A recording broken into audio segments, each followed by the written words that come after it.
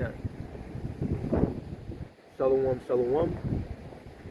We are the brothers of GMS Montreal. Brothers are back. The brother Shaquat. Coming back with another lesson. Lord willing, this will be edifying. I would like to give our honor, praises, and glory To Yahweh, Ba'ashem, Yahushai, Ba'ashem, Kodash. Double honors to our teachers, the elder apostles, the elder bishops of Great Millstone, teaching and willing well. Salutation to the hopeful elect, those who are keeping the law, statutes, and commandments, pushing forth the word where the people are forbear. Waiting on Yahushai to come and deliver us from this wicked system. Right? So this lesson will be pertaining to how we have to use wisdom in this world. Right?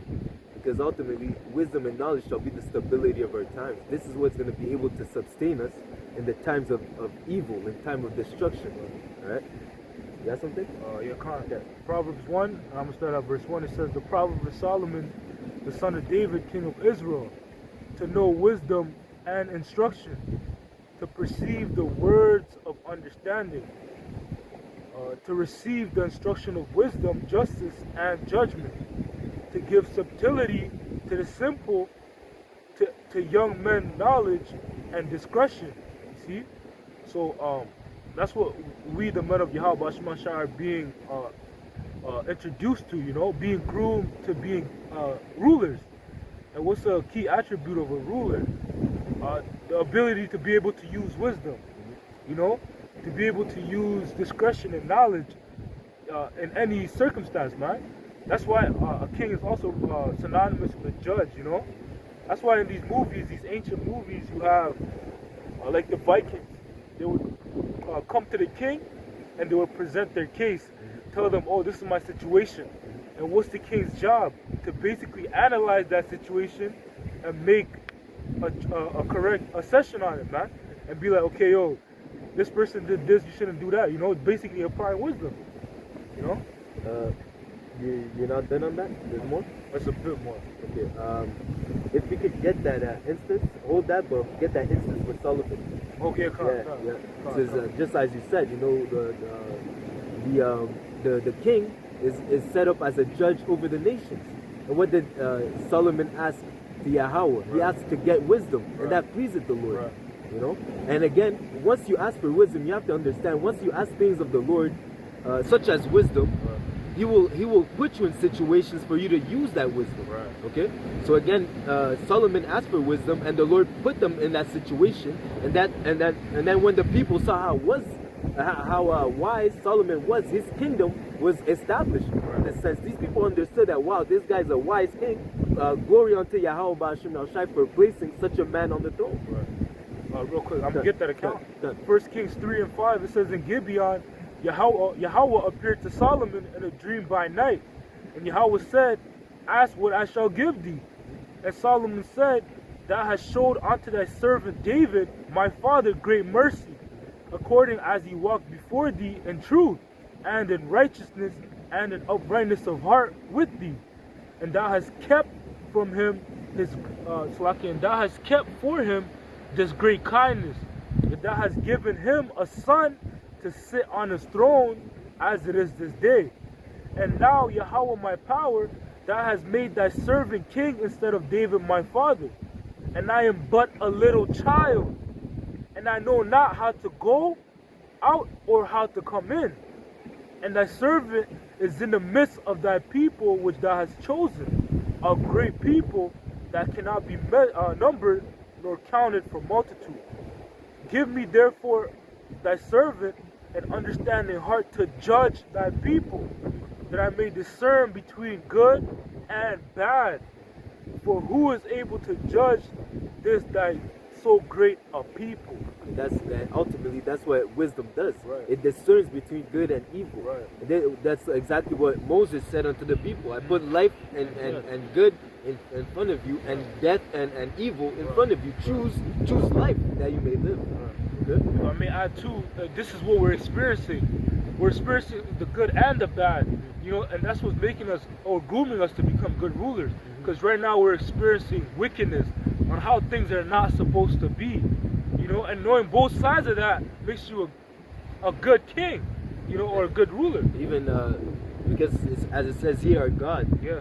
And for us to be God, in a sense, to be gods, lowercase g, you have to know both sides of the spectrum. Right. Because the Lord did, what did Yahweh B'Hashem Yahushai do? He created good and he created evil. Yep. He controls both sides. Right. Okay? He makes alive and he kills. Right. Okay? He builds and he destroys. Right. So that's how you know that he's a power. And again, God meaning judge. Yep. That's what it means to be a God. It means that you're a judge. Right. And he judges righteously. Okay? So that through that wisdom, that's how everything goes. That's right. Just to add on too, knowing both sides makes you perfect. Yeah. You know? Perfects you.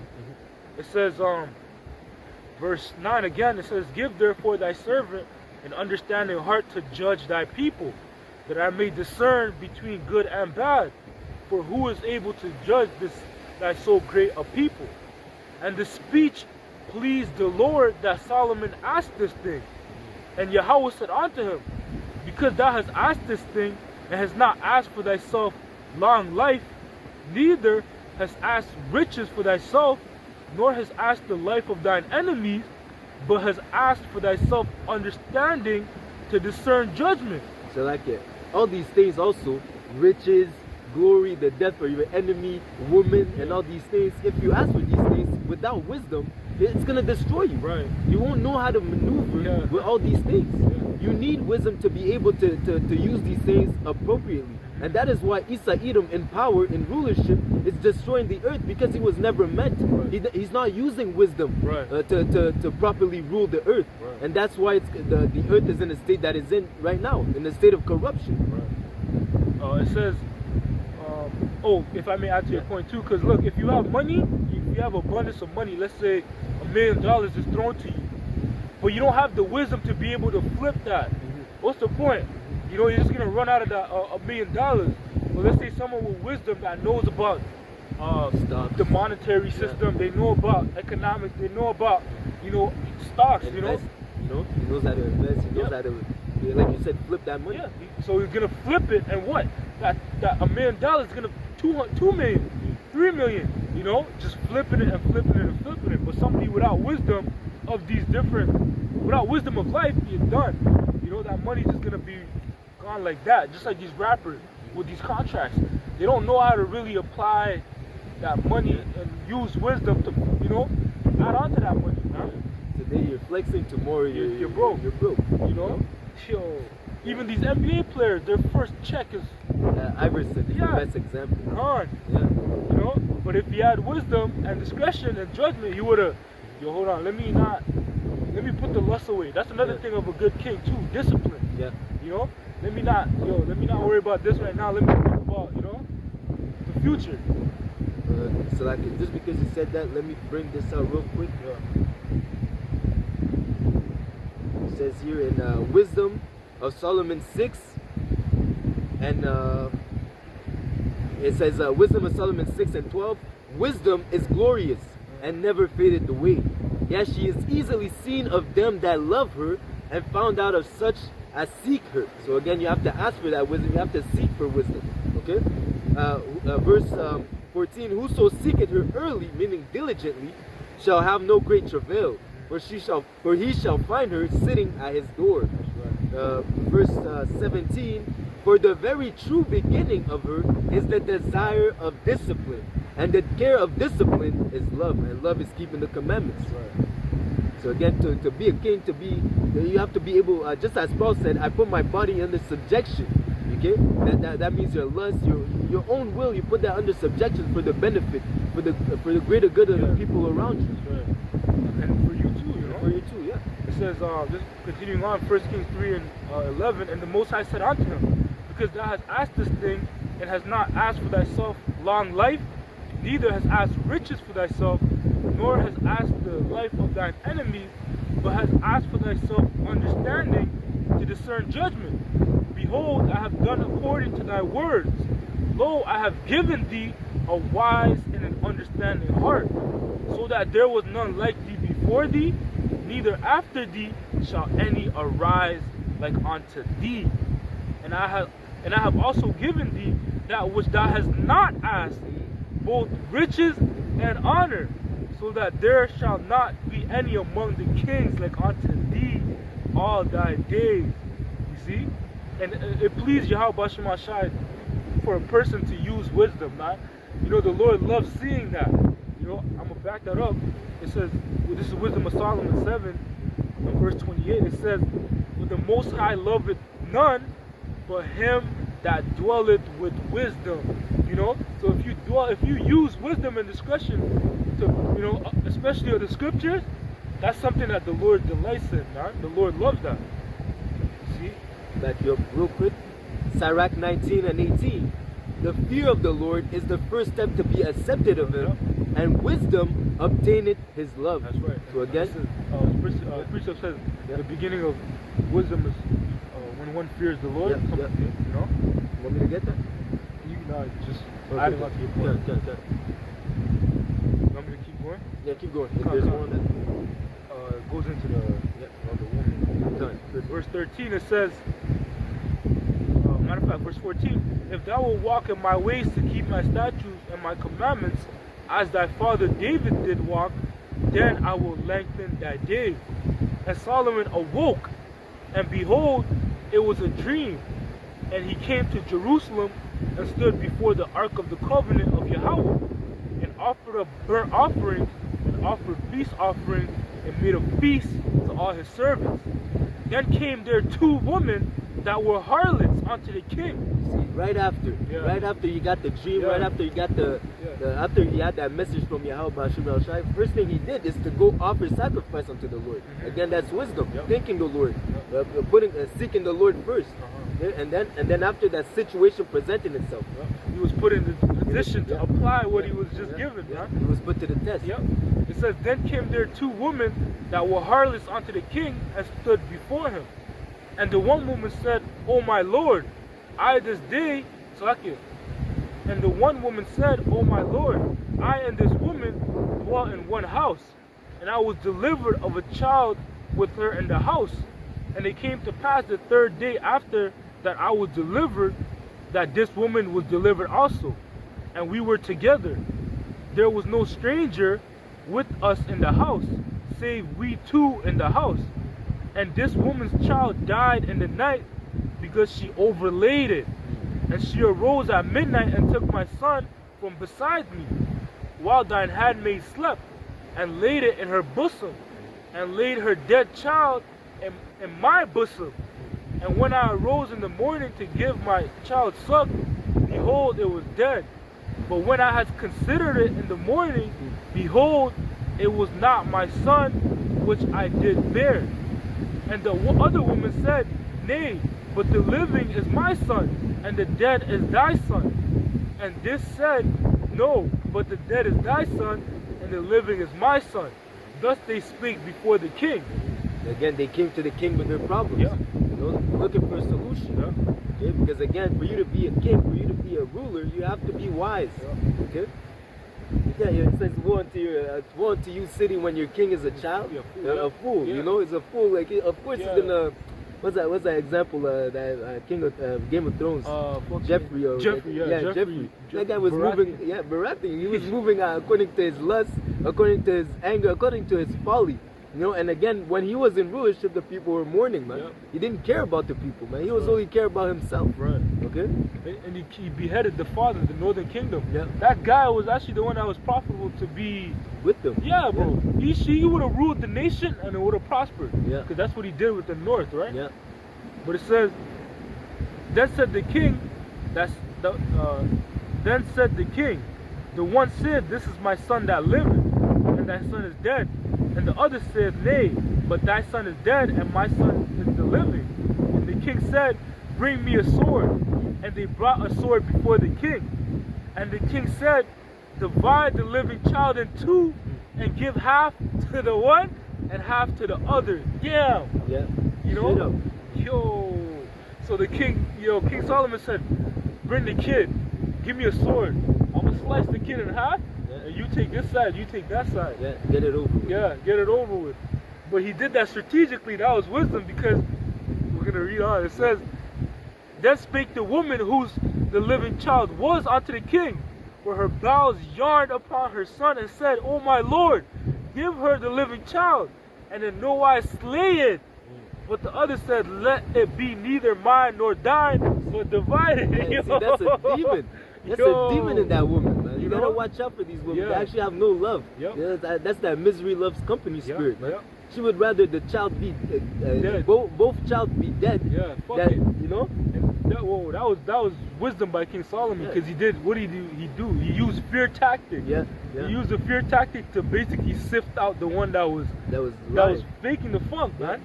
And you again, know? so like just again, you went through all the trouble to steal that child to at the end say, okay, kill it. Yeah, that's You know, crazy, bro. like you wouldn't even taking care of that child if you went your way. That's crazy, you know, bro. that's wickedness, man. That's probably Eve. Yeah. Yeah, surely. Yeah, you know. It says, then spake the woman whose the living child was unto the king, for her bowels yarned upon her son, and said, O my lord, give her the living child, and in no wise slay it. But the other said, let it be neither mine nor thine, but divided. Then the king answered and said, give her the living child, and in no wise slay it. She is the mother thereof. You know? Keep going. It says, and all Israel heard of the judgment which the king had judged, and they feared the king, for they saw that the wisdom of Yahweh was in him to do judgment. You see, so the people acknowledge, like, yo, this guy, the Lord is with them. Yeah. You know, even the way, like you were saying, the way he schemed up that situation, We set it up. To make to differentiate who was the real mother and who was the liar. Yeah. Okay. And again, the people acknowledge, like, yo, the Lord is dealing with them, man. That, you know, like can't mess with this guy. This guy is serious. This guy's legit. Yeah. You know. You know. So again, this is the way that the Lord is building us up to maneuver. Right. You know, in every situation, the Lord is expecting us to move with wisdom. Right. It says, He has sent us in the midst of wolves, as sheep in the midst of wolves. If you can bring that up. This is the book of Matthew 10 and verse 16. It says, behold, I send you forth as sheep in the midst of wolves. Be ye therefore wise as serpents and harmless as doves. This is not our kingdom. We are to wait for Yahweh Shai to come and deliver us. Right? We are defenseless here, man. The only thing that can protect us and get us out of trouble, get us out of a sticky situation is that wisdom. Wisdom will defend us, you know. But again, you have to ask for the Lord to obtain that wisdom. You have to ask for the Lord to grow in this truth, man. You know. So again, and again, it tells you we're in the midst of wolves, man. They're seeking for your destruction, man. These nations, Esau, Edom, they're seeking for your downfall. So you have to be wise, man. That's why the two-thirds of Israel they don't use wisdom. They end up in like, let's say you get stopped at by a police officer. You might end up dead just because you're not being respectful. The guy pulls up and tells you, show me your ID. You tell him, no, I know my rights. I know the law. I know the law, this and that. You try to, the guy's gonna, he's waiting for you to make a move so he can shoot you. Yeah. You know, that you have to move with wisdom, man. Yeah. Okay? Yeah. That's the difference between life and death. Again, it's wisdom. You know, especially in the society that we're in today, man. Because that's the thing that even knowing that you have enemies, that is wisdom in itself. Okay, knowing how to maneuver around these heathens. Okay, because you know that they just want to see you dead. They want to kill you, man. Regardless if it's by way of education, by way of food, by way of whatever, man. They just want to see you down, man. Right? And knowing this, you know how to maneuver, man. This is Proverbs 2 and verse 8. It says, He keepeth the path of judgments and preserveth the way of his saints. Then shalt thou understand righteousness and judgment and equity, yea, every good path. When wisdom entereth into thine heart, and knowledge is pleasant unto thy soul, discretion shall preserve thee, understanding shall keep thee. It says, when wisdom entereth into thine heart, and knowledge is pleasant unto thy soul, discretion shall preserve thee. Discretion. Now you're moving low key. You know, you're not trying to be seen. You're not trying to make be out there. You know, you just try to keep it. It says it's a beautiful thing to have a quiet life. You know, we're not in this captivity to be famous or to be exalted. We're here to just serve our punishment. You know, we're just doing our time, man. You know. It says, discretion shall preserve thee, understanding shall keep thee. to deliver thee from the way of the evil man, from the man that speaketh forward things. Okay, so again, wisdom is going to preserve us from our enemies. Right. Man. So if you're walking without wisdom, you're walking as if you're just a prey. Yeah. You know, you're walking as if you just seek it to be killed, man. You know, wisdom shall preserve you, man. Okay, and deliver you from the enemy. Right? That's a beautiful piece. Matter of fact, you can read it again. It says, when wisdom entereth into thine heart, and knowledge is pleasant unto thy soul, discretion shall preserve thee, understanding shall keep thee, to deliver thee from the way of the evil man, from the man that speaketh forward things, man. You know? So wisdom is the first step for survival tactics. You need wisdom to survive. That's Without right. wisdom, you're gonna die, man. Okay? A gazelle is not gonna hang around lions.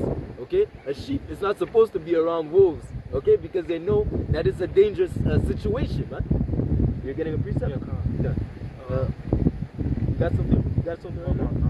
Okay. It says here in Proverbs 4 and 5, get wisdom, get understanding, forget it not, neither decline from the words of my mouth.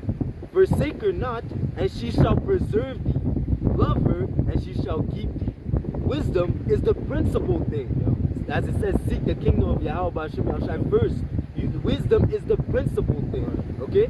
Therefore, get wisdom. And with all that getting, get understanding. Exalt her, and she shall promote thee.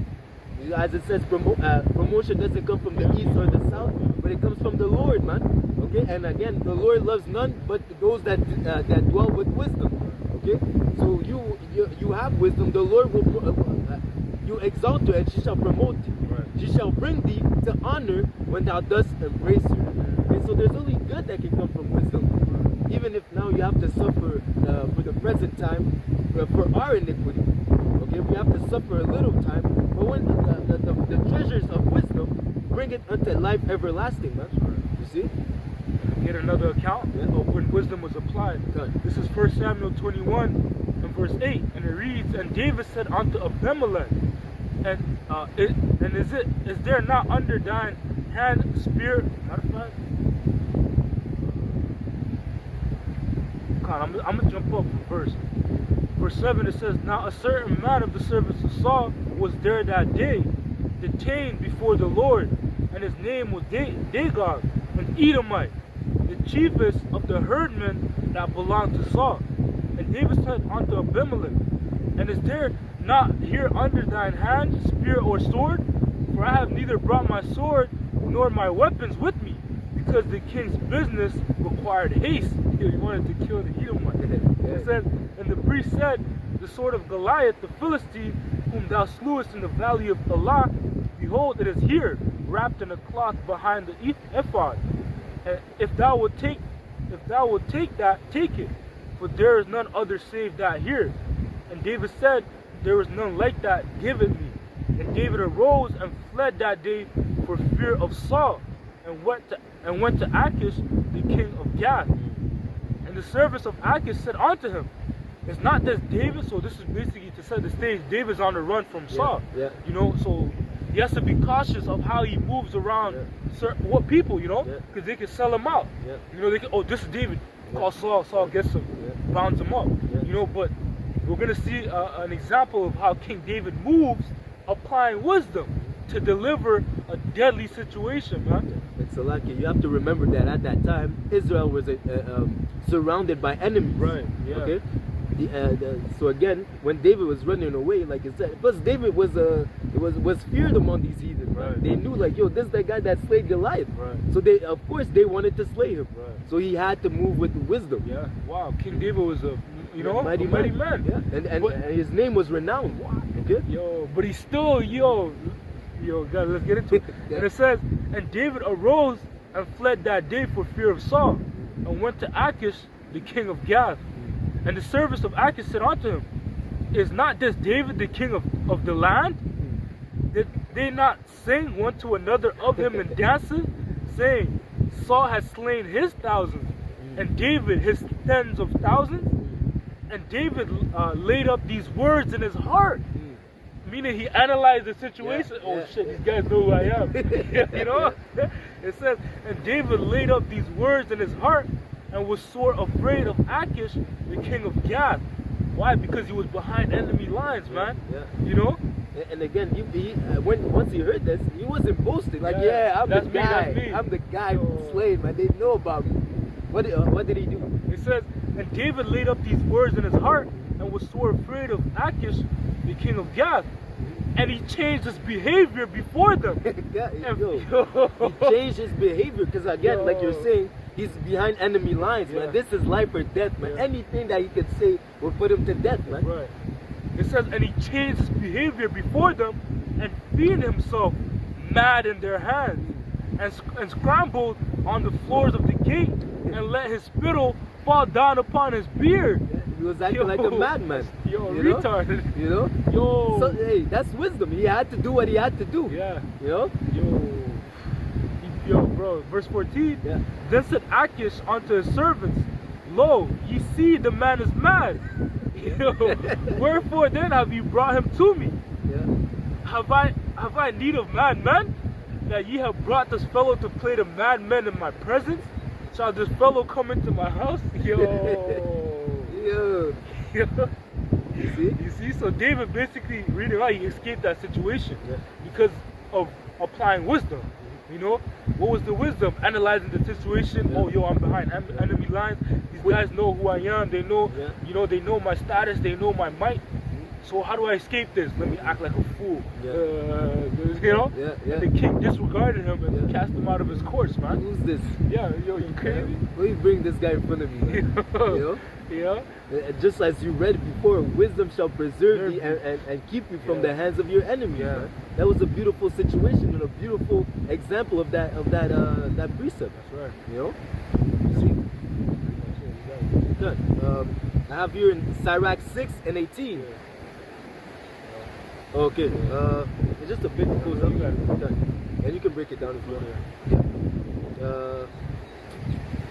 Yeah, you're right. We're Finish that off. That's a bit. Okay, let me go to the point. It says here, it goes into it. But Lord willing, we'll make another lesson. You know, Lord willing. But Lord, that was the point. We have to move with wisdom in this society. The Lord delights in those that have wisdom. Right. You know, and again, wisdom and knowledge shall be the stability in the times to come, man. Right. Get understanding and get wisdom. Those are the principal things that are going to preserve you in the days of evil. Right? So again, we'd like to give our honor, praise, and glory unto Yahweh, Bahashem, Yahushai, Bahashem, HaKodash. Double honors to our teachers, the elder apostles and elder bishops of Great Millstone, teaching and ruling well. Peace and salutation and blessings to the hopeful elect. Lord willing, this was an edifying lesson. TTA Ababa Ball, Kwam Yashala. Until next lesson, Shalom. Shalom. Shalom. Time.